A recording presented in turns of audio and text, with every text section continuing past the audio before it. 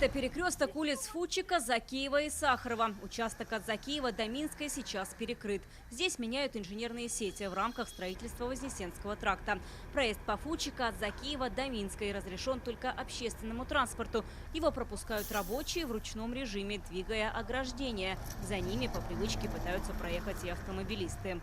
Проезд здесь перекрыт уже 6-й день, и, как мы видим, водители продолжают теряться на этом перекрестке, пытаются проехать, поэтому, вероятно, на ближайшие дни это один из потенциально аварийных участков в городе. Как нам рассказали рабочие, здесь уже чуть не произошло несколько аварий. Некоторые водители узнают об ограничении движения, только вплотную подъехав к ограждениям и запрещающим знакам. Большинство теряется, кто-то останавливается прямо посреди проезжей части, другие от неожиданности не знают, куда свернуть и едва не попадают в ДТП. Не знали, да, что перекрыт проезд? Да, не знал. Как-то прям растерялись даже на перекрестке. Чуть в аварию не попал. Я не знал, нигде не было указателей. Что будете делать, как-то искать другой проезд?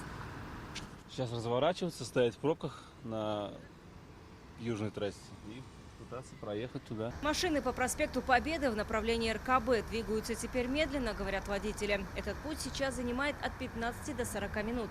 Наша съемочная группа работала здесь с 7 утра и практически до полудня. Все это время были заторы. Раньше днем вообще не стояли здесь. То есть проезжали свободно.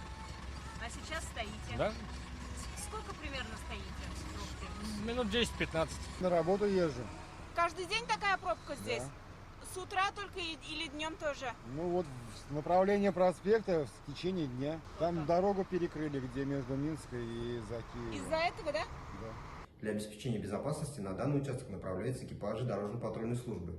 Объезд возможен через проспект Победы и улицы Закиева, Минская, Ломжинская. Если от Минской до Закиева можно проехать через проспект Победы в сторону Мамадышского тракта, то от Закиева до Минской легко не доберешься. Вот схема проезда. С Закиева выезжаем на проспект Победы, едем до разворотной петли, потом по проспекту до разворота рядом со станцией метро и снова по проспекту уже в обратном направлении до поворота на Минскую. Все схемы согласования ограничения движения проходят через межведомственную комиссию, в которую входит комитет по транспорту, администрация района, ГИБДД. Поэтому решение принимается с учетом наиболее оптимальных сценариев распределения транспортных потоков и соблюдения безопасности, требований безопасности движения. Участок улицы Фучика от Закиева до Минска считается важной транспортной артерией города. Это единственная дорога, которая напрямую соединяет микрорайоны Азина-1 и Азина-2.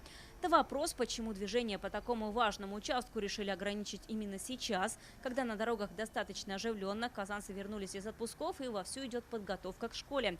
В комитете внешнего благоустройства отметили, все работы идут по графику. Они в сентябре же закрыли. А мы же как раз стараемся именно с учетом того, что поток автомобильного транспорта увеличится, мы стараемся эти работы завершить к 1 сентября.